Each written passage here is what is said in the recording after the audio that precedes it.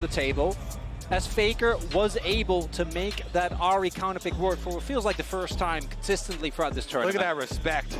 Yeah, as we enter Champions League powered by Omen and HyperX, you can already see Keria's Rakan taken off the board, but I feel like TES are just juggling problem champions to ban. First it was the Vi, then it was the Sejuani, and this is how it feels when you lose the first two games. You have to hope that there's more that they have prepared for this series, because thus far every option has failed them. The Rumble now taken out. They don't want to see it on either side, but the junglers wide open. Sejuani in game one was the pick. The Vi still available for Oner if he wants it, and the Sylas remains the priority for TES. Okay, and they slam instantly the Gnar as well. With the Jax and Renekton and Cassante and everything all up, they want that versatile pick for Zeus. And this feels like a call-out. Zeus has gotten the better of 369. Well, and I feel like just full confidence picking Gnar here just means that you feel like you're better. That's straight up this. You're picking Gnar into Sylas. Yeah. Right, that is what's next. They're going to pick Alistar. That's one of the best ultimates that you can possibly get. Oh, that's Faker's. The Galio, one of the ones we mentioned in the previous game as a possible cook into the Sylas, but shows up here. I will say there is a slight swinging door open for a flex even into support, although that is very far down the draft. Yeah. Would have to be a very big surprise towards the end, but they are red side, and generally they're going to save Keria's final pick, the counter pick, to red side, so to keep it a little bit open. Sin coming through, strong mid-jungle duo, but I will say with Gnar locked in, you highlighted the Sylas interaction, but also the Rage Bar means that T1 aren't going to have the same liberty to play at arm's length like they did in the previous game. They will need to go in when that Gnar bar is up. It's going to take them about 30 seconds to recharge it. That's not the difficulty Sylas is going to have when he steals that ult away, so they have to be decisive. Now it's the Kai'Sa coming out, the potential for picks here from the side of TES. IG Kai'Sa slammed here. Let's see it.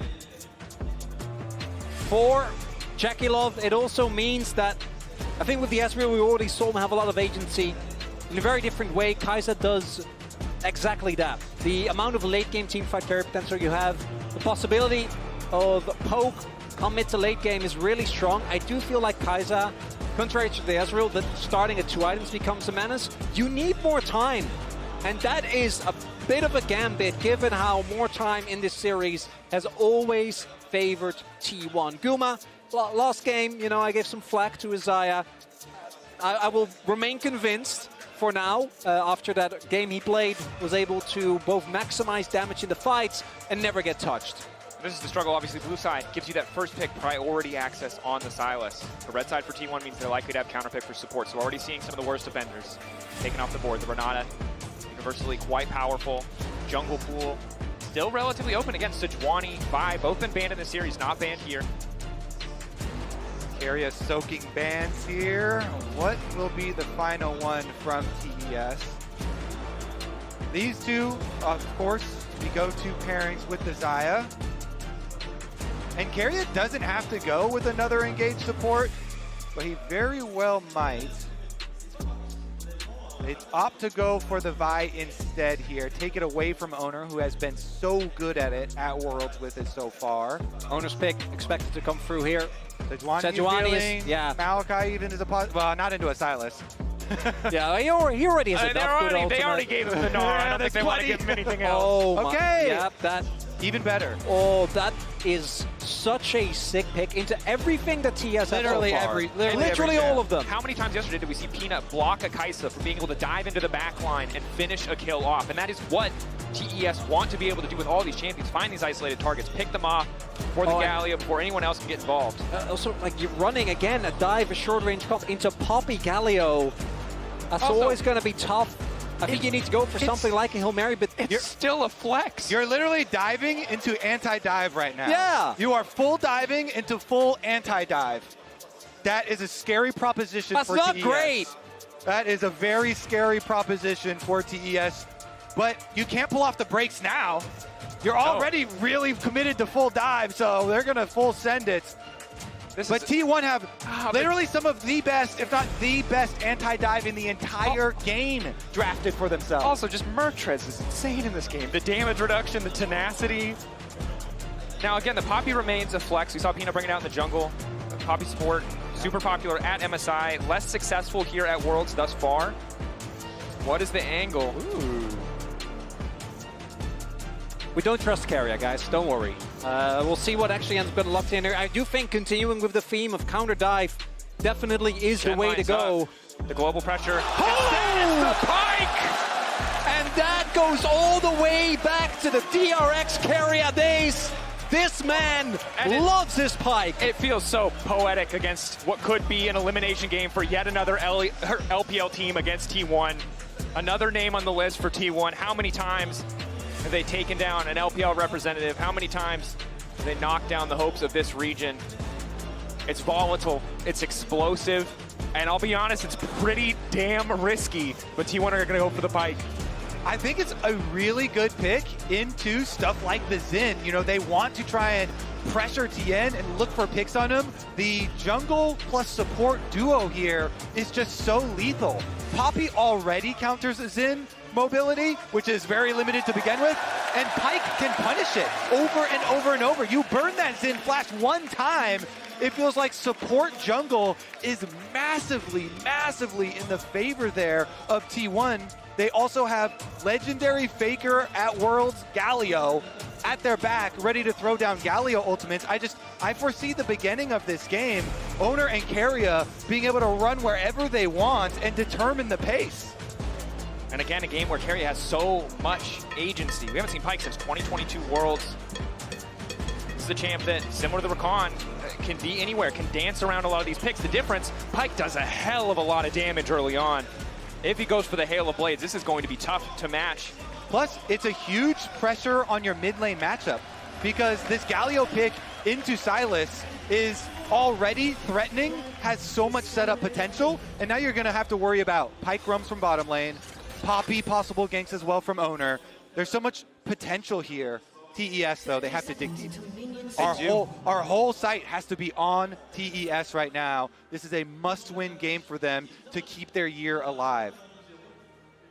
And in their first best of 5, back at MSI, right, which was Cream's first international, they were able to crawl their way back to a Game 5. And then, unfortunately, dropping to Gen G, but that was the eventual tournament winner. But what was much more harrowing was then the follow-up series, where they got 3-0'd. And you got to imagine the amount of pressure on these players just to ensure that it does not happen again is something that's going to be weighing heavily on their minds as we go into this possibly final game. And for TN, early jungle pick, a proactive early jungler. Diego wasn't successful. The Ivern was not successful. This is our featured matchup presented by Mercedes-Benz for damn good reason, because this is the house that this man won Worlds in. And now he's on the cusp of yet another failure for a TES team that has been haunted for years. Keria pulling away the blue, resetting the early pathing, and already it's starting off with a small edge. He can do it again.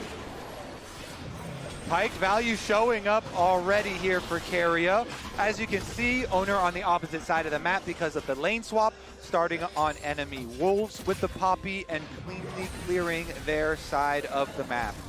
Keria now trying to get his level 2 in mid lane. Again, the top laners have the ability to teleport over. They try and defend with the level 2 tops and level 2 supports.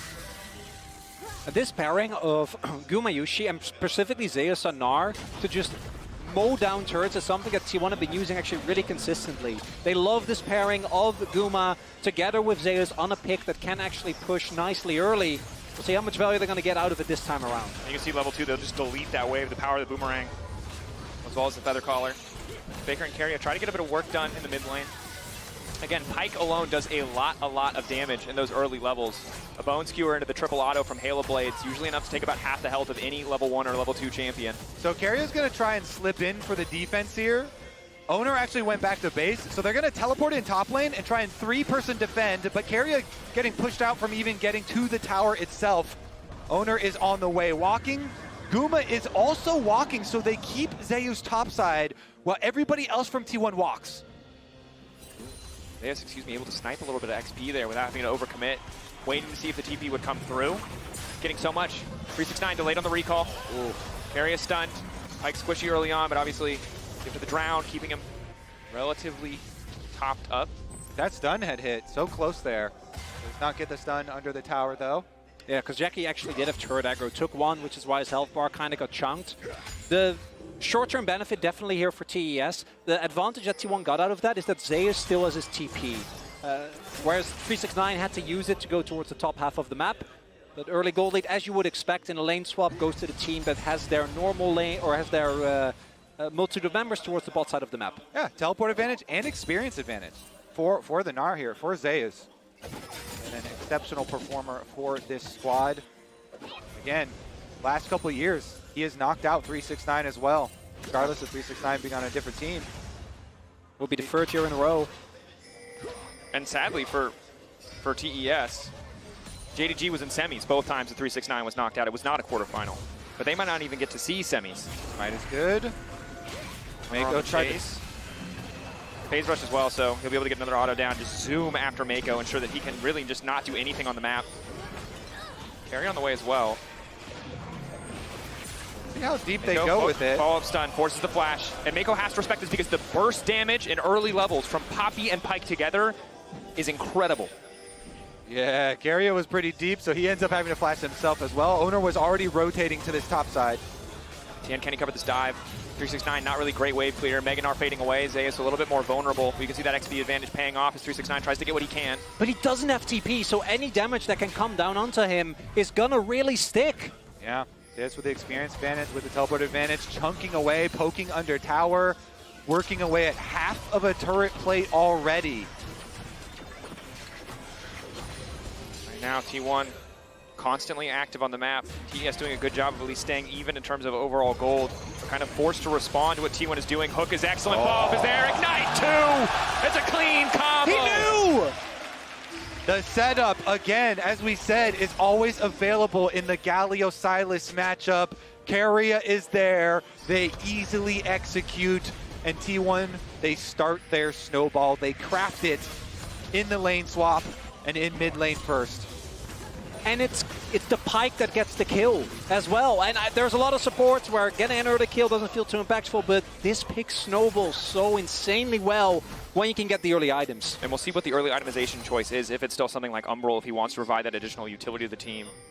But regardless, this is so frustrating because it feels like for 3 games now, Keria has been so active on the map for the entire duration of the game. And it's something that TES have not been able to stymie, slow down, or stop. Mako once again on the back foot. Yes, he has Leona, such a powerful pick. But Keria has just been able to be in more places thanks to the Bard, thanks to things like this Pyke. 2 Galio ults available here as we do have our first grub fight on our hands. Oner gets the smite. Smite level 5. Poppy very, very tanky. Nice interrupt coming in from Oner. That's steadfast presence. TN still full health, so second grub is going to go over to the side of TES. Good to have that early boon. Again, 4 grubs, the threshold, but in an excellent position for the second spawn. T1 trying to get some bot lane priority, but don't have the best early dragon contest. What's been so cool to watch T1 in this series, of course the outplays, you know, and the execution in their fights, but also they haven't taken any of these unnecessary fights from their perspective. You know, giving up the ones that they, well, let's see about this chicken fight first. Taunt being down big, but Faker is able to just punch his way out to safety. And what the Bard and the Pyke have in common as well, and in this game we did actually end up lane swaps, is that the amount of impact that Keria had, I think, domestically was negligible. The coordination wasn't there. So him, particularly on these extremely heavy roam champions, actually making the plays work out really big. I also want to highlight, as might have a play of Cream again. Going in, into the taunt, follow-up CC there. Cream getting lower and lower. Don't quite have the first damage to finish him off, but yeah, no TP, so that damage is going to stick. He has 3 biscuits and a pot. He's going to need to start chugging immediately. Oner is on his way over on the Poppy as well.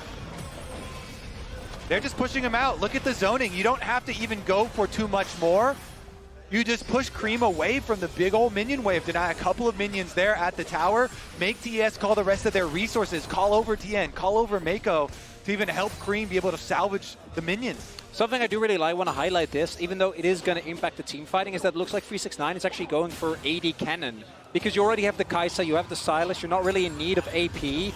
The downside is that the team fighting value is really going to be struggling. And To me, AD Cannon is one of those picks that is very win more. And with the way that the early lane played out, Zeus had an early level lead, so you haven't actually been able to build the lead that I think you need for this pick to work inside. It's true. And T1 also have the Pike, which is also a win more style pick. And so it feels like whichever team, similar to last game, is able to find that edge, a significant gold lead of any kind, is really set to run away with this Game 3 in a situation where TES are down 2 games. They have to find advantage. 369 walking up. Keria's here. Mako going forward, not quite able to find the knockback into the wall. TN still has ultimate. Mako taking his time. Resistance is now fading away. An excellent use of the steadfast presence. Galio coming in. Faker en route. Jackie Love isolating Guma. Faker stepping up. And TN there to body block for the team. Keep your eyes on that pike hook.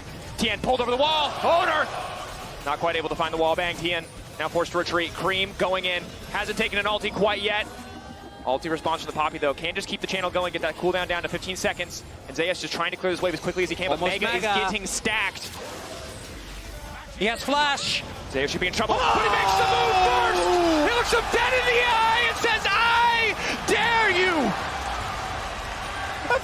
And Cream even had the Gnar ultimate, but Zeus was still ahead of him. T1 strike first again. Under tower, pressured, low health bars, and the flash comes through into the wall, comboed into Faker's taunt, and T1 3-0 on the board. And the confidence and execution has just been better for T1 across this series, and we see it again. They had all of the tools to kill that Gnar, but in the seconds that rage bar ticked up, they didn't go fast enough. They weren't confident enough to take that play, and it all fell apart. Cream still has access to this Gnar ultimate for a little bit longer. Maybe he can get something back, but it's starting to feel like the writing is on the wall. T1 have just looked fearless in this whole series. Last game was most evident in the quick plays. Here, these small advantages are actually accrued by TES. The big chunks in health bar on Oner, on Zeus there. The Galio ultimate already down. But look, Keria looks for another play. They get a flash out of TN, then Cream comes over with the extra health bar, and they want to force it. The small things, you know, Conqueror here, already stacked by Cream. He wants to keep it up. They turn towards Zeus. And you can see the desperation, because even if they somehow get an ultimate, like Zeus was gonna hit Mega no matter what in that play. And I think it's the pressure getting to TES. They could have opted out of that play and just taken the summoners, but they don't, and that might very well be it. And Zeus says, you may have stolen my ultimate, but you're just the knockoff version. Shows him the real thing. And now second grub spawn. This is the thing, it's not just the gold to Zeus, it's control of the map, it's control in the 1v1. It's a 1,000 gold lead for Faker in the isolated 1v1 versus Sylas. And this was the champion that Faker used to desperately try and 1v9 his way to another Worlds win, right? Fell short, got dispatched by Samsung. And in this game, still the most fed member, by the way, making the impact on the side lanes as they look for another possible play onto Zeus. But now, because of those kills, or because of the assists rather, like Zeus has a lead into this AD matchup. It looks like Cream is gonna possibly get zoned off of the wave again. Keria is a menace. This whole series, T1 dominating, Cream just has to watch. And there's nothing he can do. Waits for the wave to get trimmed a little bit before he can even step up. Knows that he has to clear it, and again with Death from below available, Ignite, Halo Blades, a Pike ahead of the curve, and a Galio that already has enough MR to mitigate any damage Cream could hope of doing. There's just so few angles to play. When you have the AD Cannon, when you have the Sylas, if you get a lead, you can really take over the map. But they're behind so early. They're behind before Cannon's even completed an item. I already dislike AD Cannon as soon as you start talking about it. Yeah, I pointed it out, and I wish you guys could have seen Kobe's face.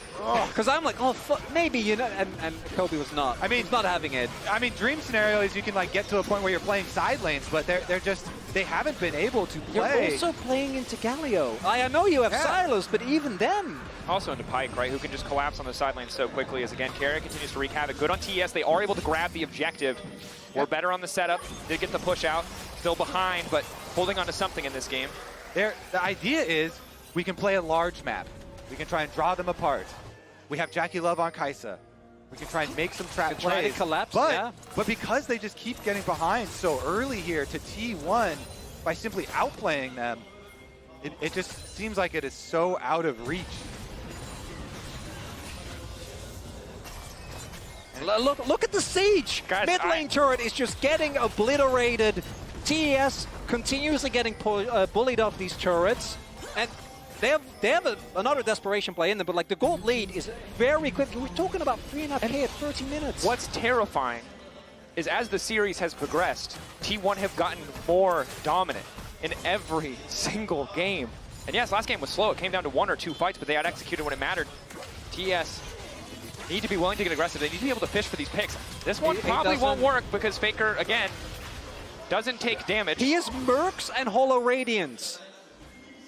Yeah. He's not taking damage. 1.7K gold ahead, fully built. Like, Faker is built different, and it is going to be too difficult to take him down. I never knew what we meant by that was Mercs and Hollow Radiance, but now I understand very specifically what people mean when they say he's built different. As Pike going in, Phantom Undertow is clean, 369 running. Oh, come on! Hold on to the blast, but there's Oner! The blast, the knock back into the wall, the knock up as well. Might's coming in. T1 making a montage out of TES in Game 3.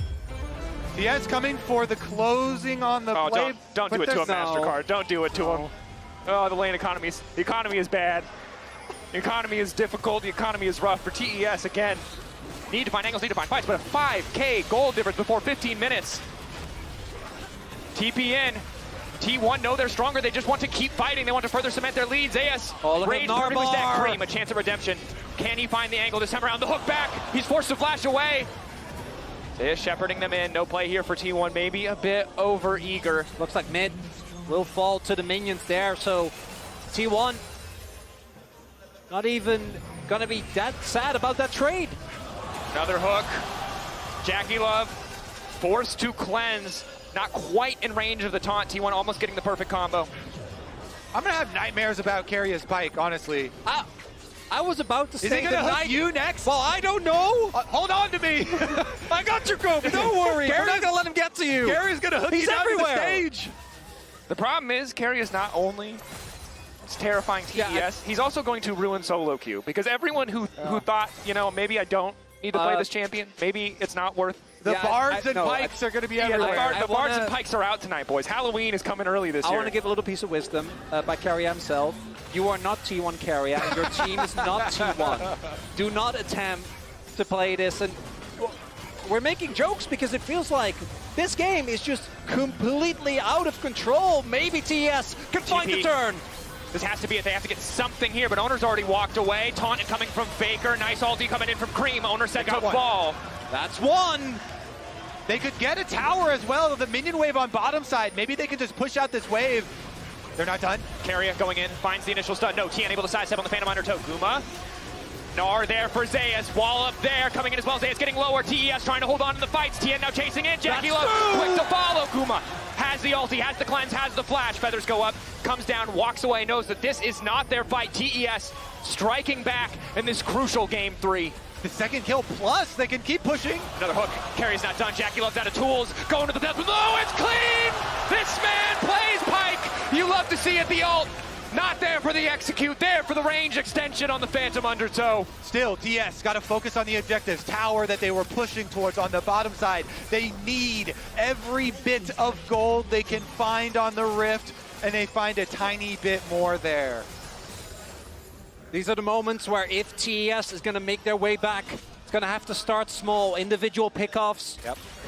One step at a time. T1 feel invulnerable with the lead that they have, but they are not ready for this teleport. This time, Cream does actually get a really nice Gnar into the wall, allowing him to take out Oner. And then T1, again, as T1 does, goes in very aggressively. Crucially, Cream doesn't get hit by Zeus. So then Zeus is in Narnia. Faker doesn't actually deny Jackie Love access to the fight, and they're able to get another kill. Good fight. Overall, you can see This was Keria. This is how you know. Look at the threading. The bad Pikes, ult is just an execute. The good Pikes, Jackie. Oh, the reposition using the ultimate to ensure the stun lands after the flash. Jackie walked out of the comfort of those minions. That's Lopark having a good time. Look at the confidence. Keria, that man is locked in. That man is laser focused. But the good news, again, for TES, T1 have not won yet. Cream, the potential to steer that Gnar ultimate in all the fights to come, only getting more and more AP. T1 over-eager in the previous fight, and TES now with much better tools to punish. And again, Pyke is not a champion who scales gracefully into the game. Later, he's just going to get one-shot by any piece of CC. And can TES get to the point where they do pull T1 across the map?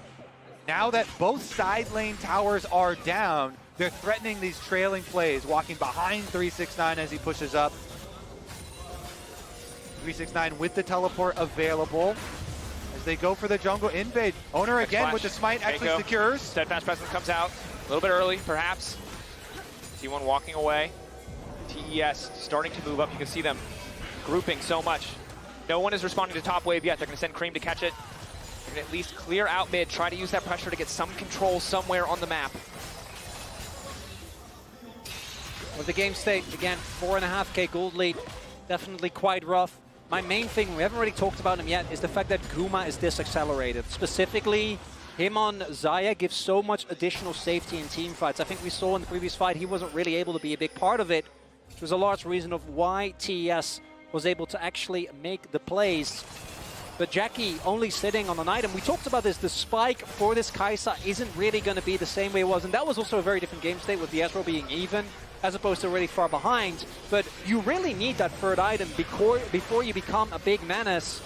But with Guma being as far ahead as he is, I think TES is going to have to find a way to get on top of the Xayah. Infinity Edge now done as well. But getting on top of anyone on T1 has been the struggle of TES across the entire series. They're just always out of reach. Again, because in draft, T1 recognized very early on that you're going to go for dive, and so they're drafting all this counter dive. Galio, Poppy, Xayah, even Gnar. And T1 here pushing out once again, sending Faker to the top side with his newly completed Riftmaker. Keria. It's a lot of He's people. a little bit crazy. He's just going to swap places there. The hook, the Phantom Undertow. Now TES starting to get back to that vision control. Umbral Glaive allowing T1 so much more control. As long as it's not off cooldown, you know you're invisible on the map. Gold lead has been very stable though, and for TES, I think that's the best you're going to get in a situation like this. Try and trade as evenly as you can. As you get deeper into the game, those relative differences of items are going to matter less. I do got to say though that this 80 cannon, again, the position that you're in, you're 900 gold behind on a pick that really needs to get an early lead and kind of run away with it. You want to be able to actually match the teamfight impacts of the Gnar. Plus, the problem right now is, even if you want to play so much on side lanes and on a spread map, it's really difficult the way the game is set up with objectives to actually fully win a game that way. And so, at some point, you're going to be forced to try and go through a Poppy and through a Galio ult. T1 here, though, poking around, try and flirt with a possible red steal, but it will not be theirs. TES secure it. Keria, again, going very deep for these plays. Constantly off to the side, but again, he has Mercs, able to walk away initially. Poppy ult coming out, but it's not enough! Key pick. T1 now trying to disengage desperately, but Cream going in. Gumayusi not going to force the ult. Mako's had enough. Mako has had enough of Keria's antics. The punish is good from TES, but unfortunately for them, there is no big objective to take, and so it's just the kill money for now. But good to get that money back. Crucial to get that money back. Again, 2 items on Jackie. You talked about 3 items when that poke can start to come through. Stop T1 from being able to find fights so reliably. Even with MR in the inventory, that Kai'Sa poke would be insurmountable. Faker's on his way. Faker off to the side. 369. But it's Faker versus 4 here on the bottom side. Faker can force ult out. Being zoned off, ensuring that Zeus can push the wave, but that TP not really amounting to much. Yeah, they want to take advantage since Cream was up on top side with no teleports to be able to join, but the rest of T1 also a bit too far for the real trap. And I will say that the discipline we saw from T1 in Game 1 and Game 2 isn't quite as omnipresent. Well, I think most of them have been very disciplined. I think Keria has not. As you do when you play Pyke. That's fair. Definitely trying to style a little bit, but do not underestimate TES. Still, the team fighting potential of this team. Again, I want to go in that Gnar ultimate that Sylas can steal. Well, Jakilov now hitting his 2-item spike. See if they're able to use that as... If they lose another fight, then the Baron becomes available for T1. They have control of the pit, start of the objective here. as Zeus does just now timeout on his Meganar. Good fight timing. Keria not gonna hit the hook, force back for at least a few seconds. There's the TP. TP now coming in, Barrett's 369, not the AP Kennen again, is about to just get one shot completely here. Keria finding the kill onto 369. TES trying to fire back, but they're down a man. There might not be a Meganar for T1, but they might not need it. TN, at the very least, getting the steal. Retreat coming out. Keria will not find the hook. Might go towards Nash. Is T1. Don't see the pings going down, but they are very clearly thinking in that direction. No 369, 20 seconds, does have the teleport available. Cream no ultimate, Kennen no ultimate, Tien no ultimate. This is such They a do have brutal vision. fight. No, it's not being started yet. That blue ward is crucial. Guma gonna start it. They're baiting. They're forcing T1 to come respond. Or sorry, excuse me, TES to respond. Mako. Where's the hook gonna go? Faker right on top of Mako. Cream doesn't really have a recourse here. Oner looking for the knockback, but Cream the ulti just in time. Knocking it too. Jackie Love still standing. Keria running for the hills. It's all about this 80 carry. It's all about Jackie Love. 369. No ulti. Maybe no hope. Flashback onto the ultimate from Zeus. The taunt not gonna connect. Crucially, the stun coming in from 369. TES. Jackie Love fighting their way back in game 3. But Guma stands strong. The blades are called. The feather's there. Jackie Love gone. Keria stepping up. The hook not going to hit. Zeus running a close fight, but T1 still standing. And so much is invested there for the fight. Even though it was close, still not going the way of TS, but crucially, they deny the Baron attempt here from T1. Look at the face check here, right into Faker again, so you think it's gonna be all over as they just burst down Mako, but the return damage, Jackie firing, gets the first kill for them, takes down Oner, and then it's all about the focus damage. Jackie flashes both Faker and Zeus for the re-engage. The Galio shield barely keeping him up. Jackie commits to go finish him, and Guma punishes. But at that point, like, that Galio is out of the fight. Going in that aggressively might come back to bite you. You used both summoners. You got the kill on the tank, but Guma got the immediate shutdown. And T1 still trying to actually close out this game. Guma now on free items on the Xayah. TES showing some life, though, in these fights. Fighting back. They're not going to go down that easily. Let's see about the next attempt, because they're grouping for it. Can't afford to make a mistake, though. 2.5 items to 3. Guma's looking powerful. Good interrupt on the initial engage coming in from Mako. No re-engage option there. Locket gone. Zeus on the side, but he just went mini. And That was T1. a tumultuous blast cone. A little bit awkward. Hook from Keria. Follow-up, Cream forced to dash and Protobelt again. T1 just chipping away at these TES cooldowns. Jackie has to be so careful now, too. No summoner spells on the Kaisa. With Guma having both, you have to think that Xayah will just be so They do have safe. vision with the crab that they got, so know that Baron isn't being started. T1 still fishing. I don't think they're really going to get anything here. Guma trying to do a little baiting maybe even here with the Xayah, with ult and double sums. Very confident to And take they the go, minion wave. This is such an easy Baron for T1. If TES walk into this 3-item Xayah, they will get Nasher's slaughtered. done for Jackie. That's that free item power point, but I don't know if he's going to be in late to the time. objective. Burn, burn, burn. 369. Kennen ready to go. 3K getting lower. Knocked back by Oner. Finishes the job, and now it's Mako who's been caught out. T1 with the Baron. They're looking to grab the pick as well. Flashback from Mako. TES trying to stand strong. Zeus ready to go into the midst of the fight. Knockup not going to connect from the Galio. TN starting to walk forward. TES do not want to let them walk away with this Baron buff, but they might have to. TN going in. A little bit of poke going back. Jackie Love again, the AP he needs to continue to harass, but T1 crucially walk away with the Baron. Mako has to go back to base. They actually got such a good Poppy ultimate combined with Faker trapping Mako for the big damage and earning the extra health bar lead. After they had already acquired the Baron, now they can push out. Guma still had his sums, had his ultimate available there, right? If you over dive into that and he can just kite back with the feathers. Now he's level 16! I mean, and the thing is, you have to fight him. You have to go into him. Your wave no clear. choice. Your wave clear on this team is abysmal. Yes, you're so good at these scrappy fights, the side lane Kennen, but it's not AP Kennen. He can't just one-shot. He can't one-shot clear a wave. And so the options for TES are starting to dwindle one by one in the face of this T1 Baron buff. Yeah. 369, actually, he was the one getting one shot at the last Dragon fight. Yeah. Going right next to the wall this time around. With Dragon spawning very shortly, T1 have an easy way to pick up the bottom tower. Keria actually is tanking it. Still a lot of HP for that, but has the Baron empowered recall, so we'll be fine. And now the collapse from T1. Recognizing the 369. Trying to put pressure on the side wave. Another TP! And again, another situation. Flash out from Guma. It's good. Positive trade They on the got top the trap. side. Oner gonna get taken down. Good trap. Knockback. No, he's not! On! He gets them both! Cream chasing. No one else here, but surely he can take down Oner. Knockback. The Poppy zooming the chain last. Should surely get the job done, and it will. Keria won't be able to save the jungler, but it costs so much for TES. Dragon's up! TES, they just keep holding on by such a small margin. Critical pick taking down T1's jungler. No Special spite gone. for T1 Double now. TPs and a massive wave bot side. Oh, Someone on TS has to respond. They also got the flash from Guma. Tian actually doing a lot of damage, but Guma, he's just soloing the dragon! Can TS look for something while Oner is down? Zeus, again, stacking that rage. TES have to be afraid. careful. They can't afford to take the fight when Meganar is present. Jackie Love's summoner spell cooldowns right around the corner. Flash about to be up. Maybe then TES can try to find their fight.